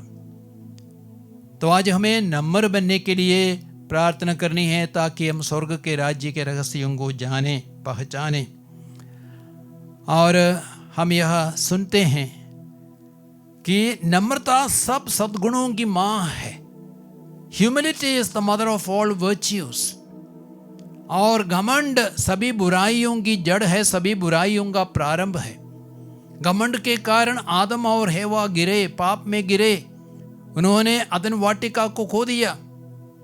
घमंड के कारण लूसीफर गिरे, स्वर्ग से पृथ्वी पर गिरे, और उसको नरक में दंड दिया जा रहा है। तो humility is the mother of all virtues. नम्रता सभी सद्गुणों की मां है। तो हमें अन्य सद्गुणों को भी पाना है, सद्गुणों में बढ़ना है। हमें सबसे पहले नम्र बनना है, क्योंकि घमंड सभी बुराइयों का प्रारंभ है, सभी बुराइयों की जड़ है। Praise the lord, praise the lord, हालेलुया, हालेलुया, हालेलुया, हालेलुया, हालेलुया। हालेलुया। यीशु की स्तुति हो, यीशु की स्तुति हो, यीशु को धन्यवाद, यीशु को धन्यवाद। हालेलुया, हालेलुया, हालेलुया। हालेलुया। और साथ ही साथ हम लूकस का सुसमाचार अध्याय 1 पढ़ेंगे। लूकस का सुसमाचार अध्याय 1 वाक्य संख्या 51 और 52। उसने अपना बाहुबल प्रदर्शित किया है, उसने घमंडियों को तितर बितर कर दिया है, चकनाचूर कर दिया है। उसने शक्तिशालियों को उनके आसनों से गिरा दिया, जैसे नेबुकदनेस्सर को उनके आसनों से गिरा दिया, लेकिन दीनों को महान बना दिया है। उसने दरिद्रों को संपन्न किया और धनियों को खाली हाथ लौटा दिया है। मां मरियम भी बहुत ही नम्र थी और वह प्रभु की दासी बनी। देखिए, मैं प्रभु की दासी हूं, आपका कथन मुझ में पूरा हो जाए। लूकस का सुसमाचार अध्याय 1 वाक्य संख्या 38। और इसलिए माता मरियम को प्रभु ने बहुत उठाया, ऊपर उठाया। और मां मरियम ने स्वयं भविष्यवाणी की है, अब से सब पीढ़ियां मुझे धन्य कहेंगी, क्योंकि सर्वशक्तिमान ने मेरे लिए महान कार्य किए हैं। लूकस का सुसमाचार अध्याय 1 वाक्य संख्या 48। हालेलुया, हालेलुया, हालेलुया, हालेलुया। तो ईश्वर के राज्य के रहस्यों को जानने के लिए हमें नम्र बनना है, बालक जैसे बनना है, यीशु जैसे बनना है, माता मरियम जैसे बनना है। तब हम ईश्वर को जानेंगे, ईश्वर के राज्य के रहस्यों को जानेंगे। हालेलुया, हालेलुया, हालेलुया, हालेलुया, हालेलुया, हालेलुया, हालेलुया। हालेलुया। यीशु की स्तुति हो, यीशु की स्तुति हो, यीशु को धन्यवाद। यीशु को धन्यवाद। और आज के मेरे प्रवचन का तीसरा बिंदु है, हमें अपने सारे बोझ को यीशु को देना है। इसलिए यीशु क्या कहते हैं, तक के मांदे बोझ से दबे हुए लोगों, तुम सभी मेरे पास आओ, मैं तुम्हें विश्राम दूंगा। मत्ती के सुसमाचार 11:28 में प्रभु कहते हैं। तो हमें अपने सारे बोझ को प्रभु को देना है। हमें अपने सारे बोझों को, सारी समस्याओं को अपने मन पर नहीं रखना है, अपने सिर में नहीं रखना है। यदि हम मन में इन सारी बातों को रखेंगे, हमारा मन का संतुलन बिगड़ जाएगा, हम पागल जैसे हो जाएंगे। हमें अपने सारे बोझों को, सारी समस्याओं को अपने सीने में नहीं रखना है, हृदय में, दिल में नहीं रखना है। यदि हम दिल में रखेंगे, दिल का दौरा हो जाएगा, हमारा हार्ट अटैक हो जाएगा, हृदय भी रोगी, बीमार बन जाएगा। तो हमें अपने बोझों को क्या करना है, समस्याओं को क्या करना है, यीशु को देना है। तक के मांदे बोझ से दबे हुए लोगों, तुम सभी मेरे पास आओ, मैं तुम्हें विश्राम दूंगा, मैं तुम्हें शांति दूंगा। हालेलुया, हालेलुया, हालेलुया, हालेलुया। फोस्तिना की जो डायरी है, उसमें पैराग्राफ 1033 और पैराग्राफ 660 में हम पढ़ते हैं। और फौस्तीना क्या कहती है, जब कभी मैं देखती हूँ कि बोझ मेरी शक्ति से बाहर है, जब कभी मैं देखती हूँ कि बोझ मेरी शक्ति से बाहर है, मैं एक बच्चे की तरह यीशु के हृदय में दौड़ आती हूँ। मैं एक छोटे बच्चे की तरह यीशु के हृदय में दौड़ आती हूँ और उसे केवल एक शब्द कहती हूँ। लंबी प्रार्थना नहीं करती हूँ, लेकिन एक शब्द कहती हूँ। वो क्या है? आप कुछ भी कर सकते हैं, आप कुछ भी कर सकते हैं। अर्थात आप सामर्थ्यवान हैं, आप शक्तिमान हैं, आप सर्वशक्तिमान हैं। और उसके बाद मैं चुप रहती हूँ, क्योंकि मैं जानती हूँ कि यीशु खुद इस मामले में हस्तक्षेप करेंगे। Praise the Lord. Praise the Lord. तो एक बच्चे की तरह यीशु के पास, यीशु के हृदय के पास मैं दौड़ आती हूँ और यीशु से एक बात कहती हूँ, आप सब कुछ कर सकते हैं। उसके बाद मैं चुप हो जाती हूँ, मौन हो जाती हूँ, क्योंकि मुझे पूरा भरोसा है यीशु मेरे लिए जो भी जरूरी है वो करेगा। Hallelujah, hallelujah. तो हमें यीशु के पास आना है, सारे बोझ यीशु को देना है और अपने दिल में, अपने सीने में, अपने मन में नहीं रखना है। सब कुछ यीशु को समर्पित करना है। हालेलुया, हालेलुया, हालेलुया, हालेलुया। मत्ती के सुसमाचार अध्याय 15 में वाक्य संख्या 21 से 28 तक में हम कनानी स्त्री के बारे में पढ़ते हैं। कनानी स्त्री के पास एक बहुत बड़ा बोझ था। वो क्या था? उसकी बेटी अपतूत ग्रस्त हो गई थी और अपतूत उसको बहुत सताता था और वो रो रही थी, कलप रही थी, चिल्ला रही थी। और वो यीशु के पास आई, प्रभु मुझ पर दया कीजिए, मुझ पर करुणा कीजिए। लेकिन यीशु कुछ नहीं बोले, यीशु मौन रहे। तब शिष्य यीशु के पास जाकर के बोले, प्रभु इसकी प्रार्थना को स्वीकार कीजिए, उसको भेज दीजिए, क्योंकि वो हमारे पीछे चिल्लाती आ रही है। तब यीशु क्या बोलते हैं? मैं इज़राइल की खोई हुई भेड़ों के लिए भेजा गया हूं। और तब समारी स्त्री आकर के दंडवत करती है, प्रभु मुझ पर दया कीजिए। और तब यीशु कठोर शब्द बोले। ऐसा लगता है हमें, बच्चों की रोटी लेकर पिल्लों के सामने फेंकना सही नहीं है। बच्चों की रोटी उठाकर कुत्तों के सामने या पिल्लों के सामने फेंकना सही नहीं है। बच्चे कौन है? इज़राइली, ईश्वर के बच्चे। और अन्य लोग कुत्ते जैसे थे। तो पिल्लों के सामने बच्चों की रोटी लेकर के फेंकना सही नहीं है। लेकिन समारी स्त्री क्या कहती है? उसने अपने विश्वास को नहीं खोया। हाँ प्रभु, लेकिन पिल्ले भी मालिक के मेज से जो चूर गिरता है उसको खा करके जीवित रहते हैं। तब यीशु बोले, नारी तुम्हारा विश्वास महान है, तुम्हारी इच्छा पूरी हो गई है, तुम्हारी प्रार्थना सुनी गई है। उसी क्षण वह अपतूतग्रस्त लड़की भली चंगी हो गई। हालेलुया, हालेलुया, हालेलुया, हालेलुया, हालेलुया, हालेलुया। यीशु की स्तुति हो, यीशु की स्तुति हो, यीशु को धन्यवाद। यीशु को धन्यवाद। लूकस के सुसमाचार अध्याय 7 में वाक्य संख्या 36 से 50 तक में हम पापिनी स्त्री के बारे में पढ़ते हैं, व्यभिचारिणी स्त्री के बारे में पढ़ते हैं। वह यीशु के पास आती है, बहुत रोती है, आंसू बहाती है और अपने आंसू से यीशु के चरणों को वह धो डालती है और उसके बाद अपने केशों से पोंछती है और उसके बाद यीशु के पैरों पर कीमती तेल लगाता है, इत्र लगाती है। और तब यीशु ने उसे क्या कहा? तुम्हारे विश्वास ने तुम्हारा उद्धार किया है, शांति प्राप्त करो और जाओ, शांति ग्रहण करो और जाओ। तो पापनी स्त्री पाप का बोझ लेकर के यीशु के पास आई थी और उसको भी यीशु ने क्षमा दे दी और उसको चंगा किया और उसके जीवन को भी यीशु ने परिवर्तित किया। हालेलुया, हालेलुया, हालेलुया, हालेलुया, हालेलुया, हालेलुया। यीशु की स्तुति हो, यीशु की स्तुति हो, यीशु को धन्यवाद। यीशु को धन्यवाद। स्तोत्र ग्रंथ 55:23 में वचन कहता है, तुम अपना भार प्रभु पर छोड़ दो क्योंकि वो तुम्हें संभालेगा। तुम अपना भार, अपना बोझ, अपनी समस्याओं को यीशु पर छोड़ दो, प्रभु पर छोड़ दो, वह तुम्हें संभालेगा। हम अपने आप को संभाल नहीं पाएंगे। कई सारी समस्याएं, कई सारे बोझ, कई सारी चिंताएं हमें सताती है। हमें अपने को संभालने के लिए यीशु के पास जाना, यीशु को सब कुछ देना है।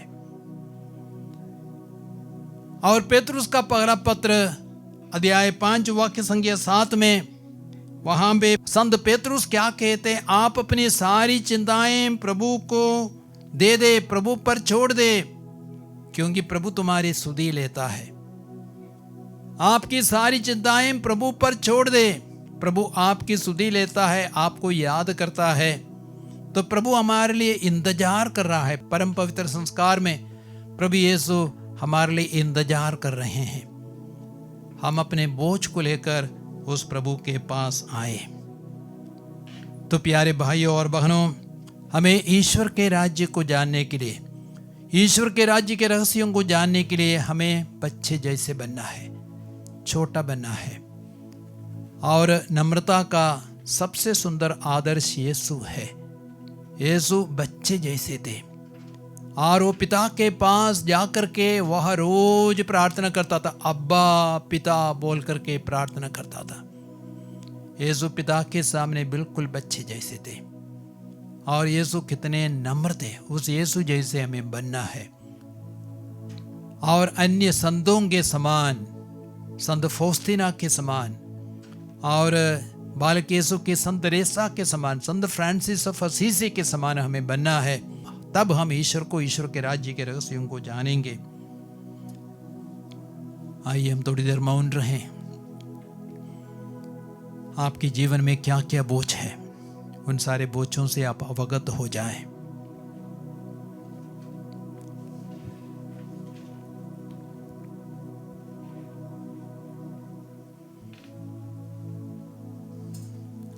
आइए हम अपने सारे निवेदनों को प्रभु को अर्पित करेंगे।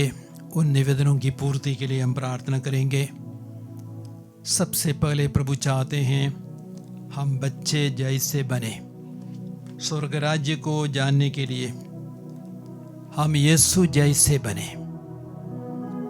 आइए हम अपने अहम को, घमंड को प्रभु के हाथों में अर्पित करें। और जब भी हमने घमंड किया, शायद अपने शरीर पर, शरीर की सुंदरता पर, ताकत पर, शक्ति पर, ज्ञान पर, प्रज्ञा पर, क्षमता पर, बुद्धि पर घमंड किया, उन सारे क्षणों को हम याद करें और हम अपने उन सारे पापों को, अहंकार के पापों को, घमंड के पापों को यीशु को अर्पित करें। यीशु हमारे सारे पापों को, सारी बुराइयों को, अहम को, घमंड को क्रूस पर उठाकर हमें मुक्ति देने के लिए तैयार है, शांति देने के लिए तैयार है, हमें विनम्र बनने के लिए, बनाने के लिए तैयार है। तो आइए हम गाएंगे, मेरे दिल में बसने वाले प्रभु मुझे तेरे जैसे बना दे, तेरे प्रेम से मुझे भर दे, तेरे ज्ञान से मुझे भर दे, मुझे तेरे जैसे बना दे।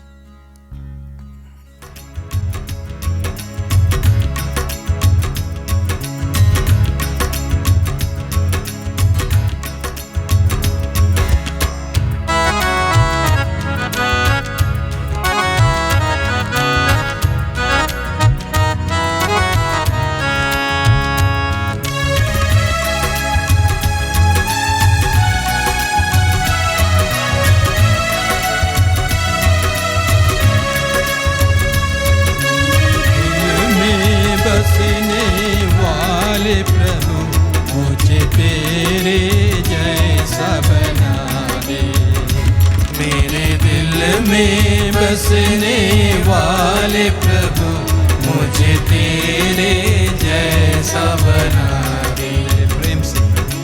प्रेम से मुझे भर दे, तेरे ज्ञान से मुझे भर दे, तेरे प्रेम से मुझे भर दे, तेरे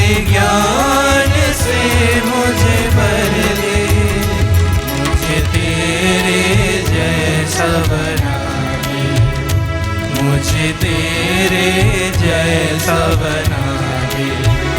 मेरे दिल में बसने वाले प्रभु मुझे तेरे जैसा बना दे।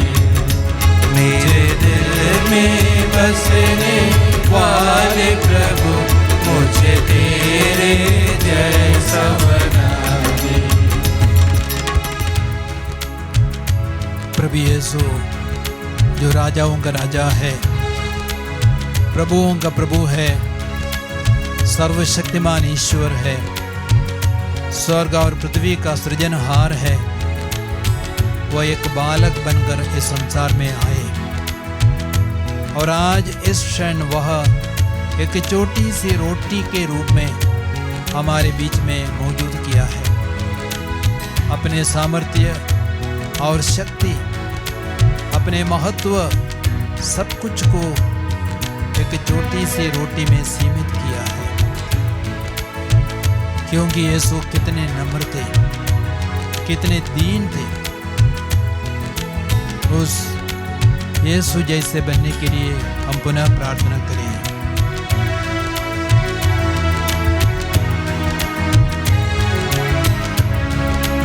मेरे दिल में बसने वाले प्रभु मुझे तेरे जैसा बना दे। मेरे दिल में बसने वाले प्रभु मुझे तेरे जैसा बना दे।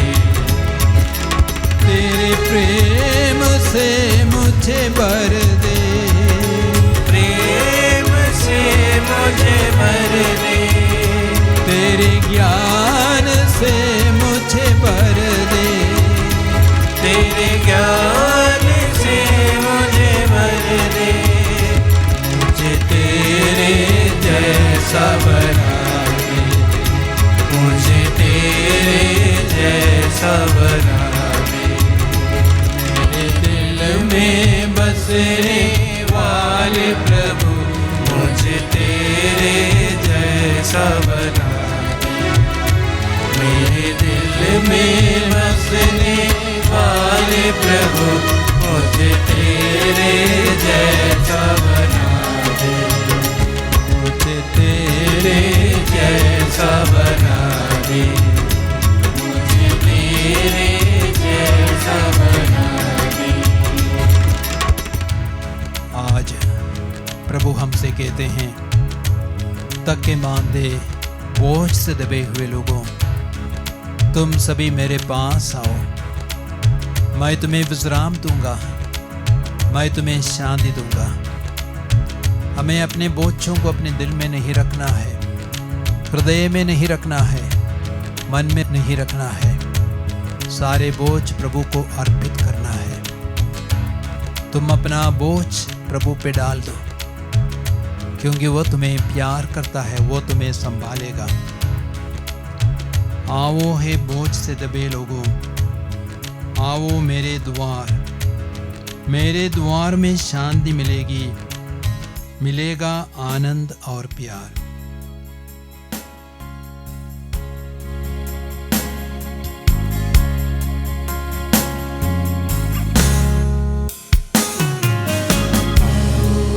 बोझ से दबे लोगों, आओ मेरे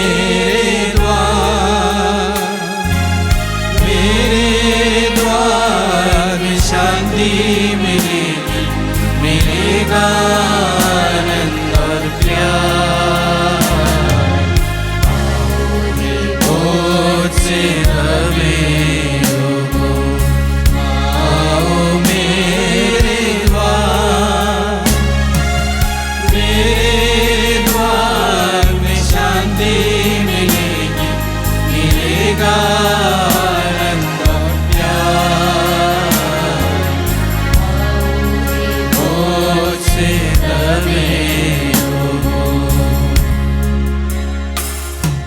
स्तोत्र ग्रंथ 40 वाक्य संख्या 13 में दाऊद कहते हैं, दाऊद 2 बड़े पापों में गिर गए। उसके बाद असंख्य विपत्तियां, संकट दाऊद के जीवन में आए और उस माहौल में दाऊद कहते हैं, असंख्य विपत्तियां मुझे घेरे रहती है, मैं अपने दोषों के भार से, बोझ से दब जाता हूं, मैं उन्हें देखने में असमर्थ हूं, वे मेरे सिर के बालों से भी अधिक है, मेरा हृदय हताश हो गया है।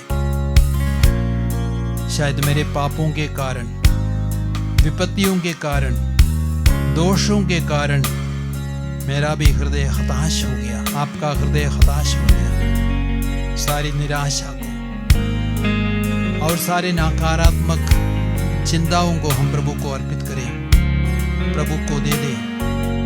हम पुनः गाए, आओ हे बोझ से दबे लोगों, आओ मेरे द्वार, आओ हे बोझ से दबे लोगों, आओ मेरे द्वार, मेरे द्वार में शांति मिलेगी, मिलेगा आनंद और प्यार।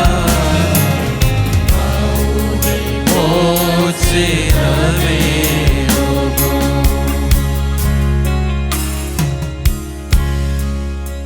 पाप का एक परिणाम है रोग, बीमारी। जहां पाप है वहां रोग है, वहां बीमारी है। इसलिए यीशु ने अर्थाग रोगी को देखकर सबसे पहले यीशु ने उसे कहा, तुम्हारे पाप क्षमा हो गए। और वो अर्थाग रोगी लंबे 20 वर्षों तक अर्थाग रोग से ग्रसित था, पीड़ा में था। लेकिन जब वो यीशु के पास लाया गया, यीशु को पता चला कि वो पाप के चलते बीमार हो गया, अर्थाग रोगी बन गया। यीशु ने उसे कहा, तुम्हारे पाप क्षमा हो गए। उसके बाद यीशु ने उसे कहा, उठो, अपनी खाट उठा करके चलो फिरो। और उसी क्षण उसके टखनों में, घुटनों में, पैरों में बल आ गया और वो उठ करके चलने फिरने लगा। हालेलुया, हालेलुया, हालेलुया, हालेलुया, हालेलुया। हालेलुया। यीशु की स्तुति हो, यीशु की स्तुति हो। यीशु को धन्यवाद। यीशु को धन्यवाद। शायद हम कई सारे रोगों से ग्रसित है, कोई कोई कैंसर से पीड़ित है और उनको पुनः जीने की आशा भी नहीं है। उन सभी कैंसर के रोगियों को हम याद करें, शायद अपने ही घर में, शायद हम स्वयं कैंसर के रोगी हैं, शायद आस पड़ोस में कैंसर के कई सारे रोगी हैं। उन सबों को हम याद करें, उन सभी लोगों को प्रभु के चरणों में लाएं, उनके लिए हम प्रार्थना करें, प्रभु उन पर दया करे, करुणा करे, उनके सारे पापों को माफ करे, उन्हें चंगा करे। आओ हे बोझ से दबे लोगों,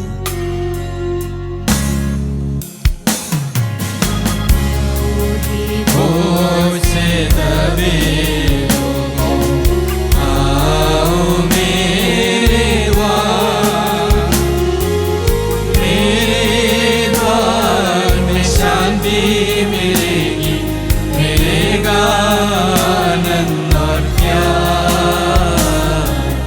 आओ हे बोझ से दबे लोगों। आइए, जितने भी लोग हृदय के प्रॉब्लम से ग्रसित है, हार्ट के प्रॉब्लम से ग्रसित है, हार्ट अटैक हो गए हैं, शायद बाईपास सर्जरी हो गया है, स्टेंट लगाए गए हैं, उन सभी रोगियों को हम प्रभु के हाथों में अर्पित करें। प्रभु के वचनों को याद करें। प्रभु कहते हैं, तुम्हारा जी घबराए नहीं, ईश्वर में विश्वास करो, मुझ में भी विश्वास करो। प्रभु कहते हैं, मैं तुम पर अपना आत्मा उंडेल दूंगा, तुम्हारे शरीर से पत्थर का हृदय निकालकर मैं तुम्हें रक्त मांस का हृदय प्रदान करूंगा, कोमलता का हृदय दूंगा, मैं तुम्हें एक नया हृदय दूंगा। आइए हम अपना हृदय, पुराना हृदय, रोगी हृदय, चिंताओं से ग्रसित हृदय यीशु को दे दें। यीशु अपना हृदय हमें प्रदान करे। एक हार्ट ट्रांसप्लांटेशन यीशु करना चाहते हैं। आपके हृदय को उठाकर यीशु अपना हृदय, अपना सुंदर हृदय हमें देना चाहते हैं। हम यीशु के पास आए, सारे हार्ट के रोग बीमारियों को अर्पित करें। आओ हे बोझ से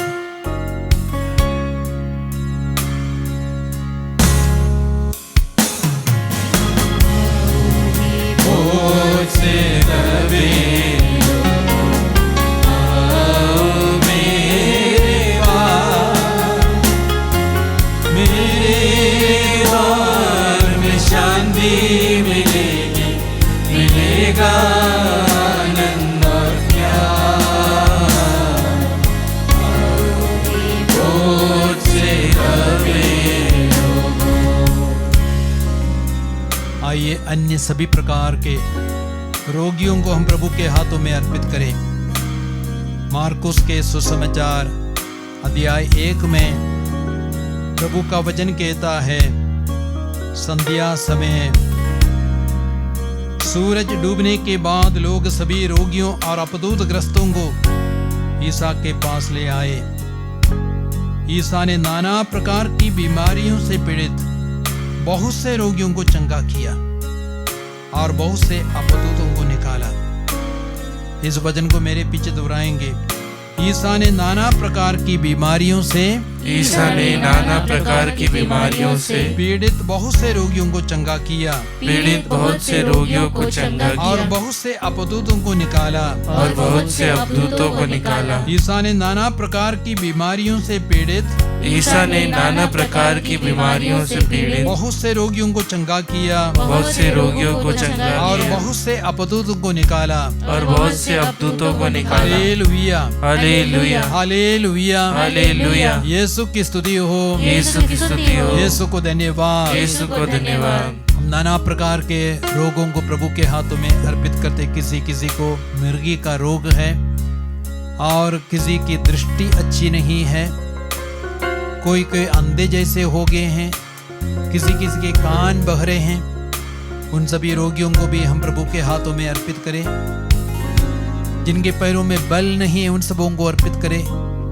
जिनके कंधों में सिर से लेकर पांव तक जो भी तकलीफ है, जो भी पीड़ाएं हैं, उन सारी तकलीफों को, सारी पीड़ाओं को हम प्रभु के हाथों में अर्पित करते हुए हम गाएं, आओ हे बोझ से दबे लोगों, आओ मेरे द्वार में शांति मिलेगी, मिलेगा आनंद और प्यार। बोझ से दबे लोगों। आइए हम सारे टूटे परिवारों को अर्पित करें। पति पत्नी में अनबन हो गया है, झगड़ा हो गया है, लड़ाई हो गई है, माता पिता बच्चों के बीच में तालमेल नहीं है। उन सभी टूटे परिवारों को हम प्रभु के हाथों में अर्पित करें। प्रभु यीशु, प्रभु का वचन कहता है, यदि तुम ईसा मसीह में विश्वास करोगे, तुम्हें और तुम्हारे पूरे परिवार को मुक्ति मिलेगी। इस वचन को दोहराएंगे। प्रभु आपने कहा है, यदि तुम ईसा मसीह में विश्वास करोगे, तुम्हें और तुम्हारे पूरे परिवार को मुक्ति मिलेगी। प्रभु हम आप में विश्वास करते हैं। आपके सामर्थ्य में, आपकी शक्ति में, आपके प्रेम में, आपकी नम्रता में, आपकी शांति में हम विश्वास करते हैं। प्रभु आपने कहा है, मैं तुम्हें शांति छोड़ जाता हूँ, अपनी शांति तुम्हें प्रदान करता हूँ। वो संसार की शांति जैसी नहीं है, वो मेरी अपनी शांति है। प्यारे प्रभु, टूटे हुए सारे परिवारों को आप जोड़ दे, उनको आनंद से, प्रेम से, शांति से भर दे। इसके लिए हम प्रार्थना करें। आओ हे बोझ से दबे लोगों,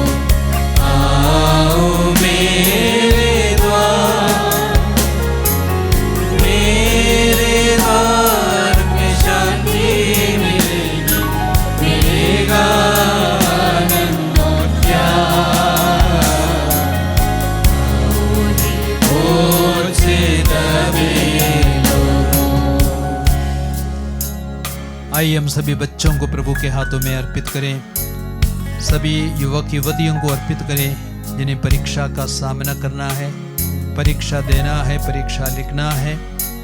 वे चिंता में हैं, टेंशन में हैं, तनाव में हैं। उनके सारे तनाव को हम प्रभु के हाथों में अर्पित करें, उनके सारे टेंशन को प्रभु के हाथों में अर्पित करें। प्रभु का वचन कहता है सूक्त ग्रंथ अध्याय 3:5 में, तुम अपनी बुद्धि पर नहीं लेकिन प्रभु पर भरोसा रखो। तुम अपनी बुद्धि पर नहीं लेकिन प्रभु पर भरोसा रखो। जकरियस के ग्रंथ 4 वाक्य संख्या 6 में वचन कहता है, शक्ति और सामर्थ्य से नहीं वरन मेरे आत्मा के द्वारा। शक्ति और सामर्थ्य से नहीं वरन मेरे आत्मा के द्वारा। फिलिप्पी 4:13 हमें वचन कहता है, जो मुझे बल प्रदान करता उसकी सहायता से मैं सब कुछ कर सकता हूँ। जो मुझे बल प्रदान करता है उसकी सहायता से मैं सब कुछ कर सकता हूँ। प्यारे सभी बच्चों को और परीक्षा लिखने वाले सभी छात्र छात्राओं को तेरे हाथों में अर्पित कर दें। उनके सारे तनाव को आप अपने ऊपर ले लेना प्रभु। उन्हें हिम्मत देना, साहस देना, शक्ति देना, प्रज्ञा देना, ज्ञान देना, उनकी बुद्धि को प्रकाशित करना, उनके सारे बोझ को नष्ट कर देना। इसके लिए हम प्रार्थना करते हैं। आओ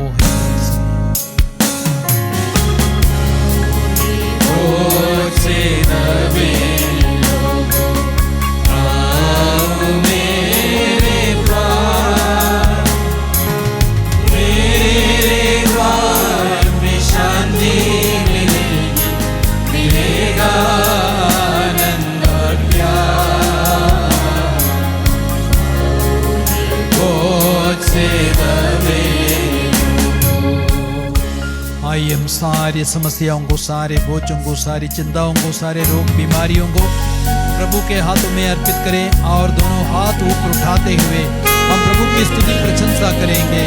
क्योंकि संत पौलुस कहते हैं एफेसियों के पत्र अध्याय 5:20 में, आप सब समय सब कुछ के लिए पिता ईश्वर को ईसा मसीह के द्वारा धन्यवाद दें।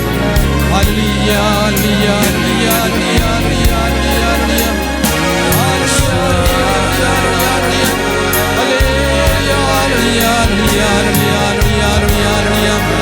Mighty power, thank you Lord, praise, praise, praise, hallelujah, hallelujah, hallelujah, hallelujah,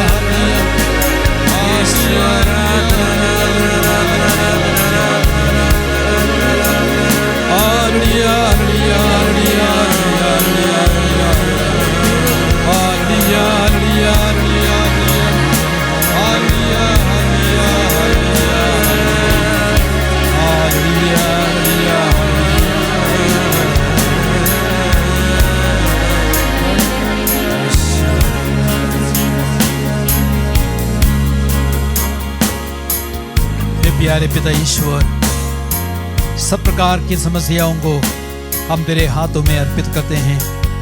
हमारे अहंकार, हमारे घमंड पर पूरा अधिकार लेना, हमारे पापों पर आप पूरा अधिकार लेना प्रभु। हमारे रोगों पर, सब प्रकार के बोझों पर आप पूरा अधिकार लेना। हमारे घर में, परिवार में जो लड़ाई झगड़ा है उस पर आप पूरा अधिकार लेना प्रभु। आप ही शांति की स्थापना करेंगे, आप ही हमारे हृदय मन आत्मा को अपने प्रेम से भरेंगे। हे प्यारे यीशु, आपके नाम से सब प्रकार की समस्याओं पर मैं पूरा अधिकार लेता हूँ और उन्हें मैं बांध देता हूँ, उन्हें हुक्म देता हूँ, वे सब क्रूस के नीचे हमेशा हमेशा के लिए चूर हो जाए, नष्ट हो जाए, फिर कभी न लौटे। हालेलुया हालेलुया हालेलुया हालेलुया हालेलुया हालेलुया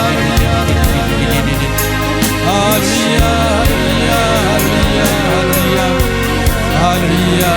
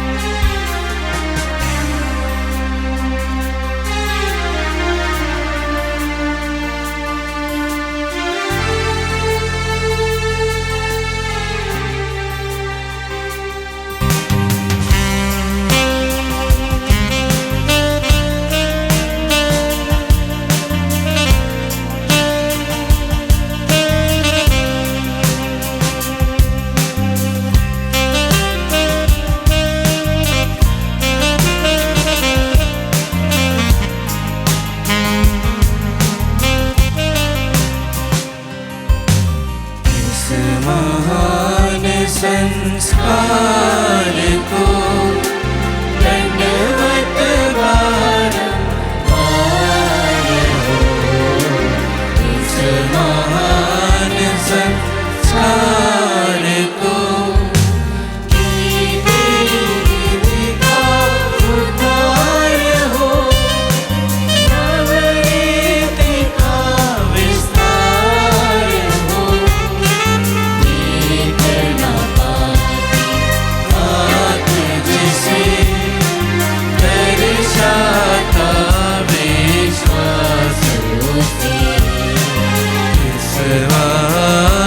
संस्कार को दंडवत बारंबार हो।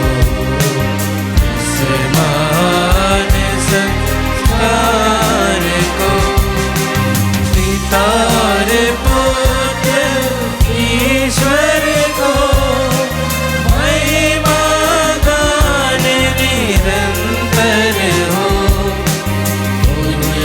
से प्रस्तुत आत्मा को समान स्तुति सदा हो। इस महान संस्कार को दंडवत बारंबार हो। इस महान संस्कार को तूने उन्हें स्वर्गीय रोटी दी है जिसमें सब प्रकार की मधुरता प्राप्त होती है। हम प्रार्थना करें। हे ईश्वर, तूने इस अद्भुत संस्कार द्वारा हमें अपने दुख भोग का स्मारक दिया है। हमें अपने शरीर और रक्त के पवित्र वेद का इस प्रकार आदर करने की कृपा दे कि हम मुक्ति के फल नित्य अनुभव करें। तू जो युगान युग जीता और राज्य करता है। आमीन।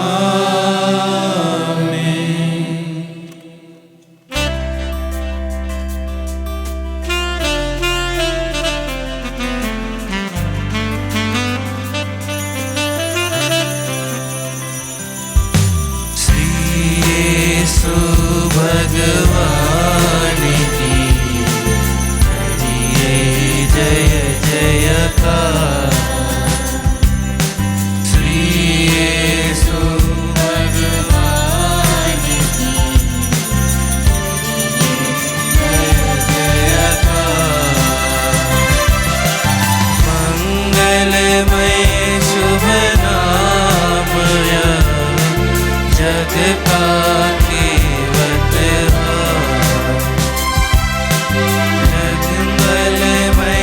शुभ नाम जग का केवट श्री यीशु भगवान की जय जय।